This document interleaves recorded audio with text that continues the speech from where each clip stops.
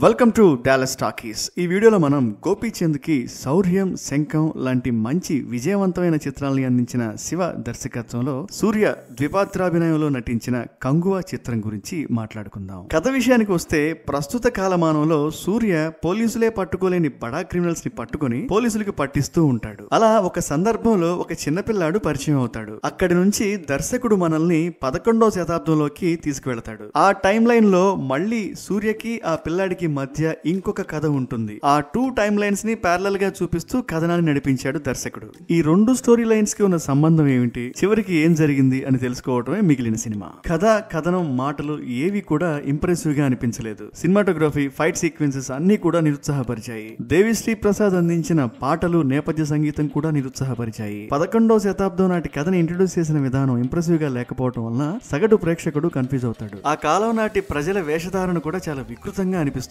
అవసరానికి మించి ఉన్న లౌడ్ బ్యాక్గ్రౌండ్ స్కోర్ వలన విపరీతమైన చికాకు కలుగుతుంది. మనం ఎంతో కష్టపడి వెతికితే 2 లేదా 3 సన్నివేశాలు కేవలం పర్వాలేదని మాత్రం అనిపిస్తాయి. నటినటుల విషయానికి వస్తే సూర్య నటన మాత్రం ఇంప్రెసివ్ గానే అనిపిస్తుంది. తెలుగు ప్రేక్షకులకి సూర్య శ్రీనివాసమూర్తి వాయిస్ లోనే బాగా పరిచయం. ఆ వాయిస్ లేకపోవడం వలన అంత ఎఫెక్టివ్ గా అనిపించలేదు.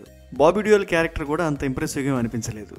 ఫైనల్ గా చెప్పేది ఏంటంటే, ఈ వారం విడుదలైన ఈ కంగువ చిత్రం పూర్తిగా నిరుత్సాహపరిచింది. డాలస్ టాకీస్ ఇస్తున్న రేటింగ్ 1/5. ఇంకొక రవితో మళ్ళీ కలుద్దాం. అప్పటి వరకు సెలవు. ఈ రవి మీకు నచ్చినట్లయితే లైక్ చేయండి, షేర్ చేయండి, కామెంట్ చేయండి. అలాగే ప్రతి వారం విడుదలయ్యే కొత్త చిత్రాల రివ్యూల కోసం please subscribe Dallas talkies channel. Also don't forget to hit the bell icon.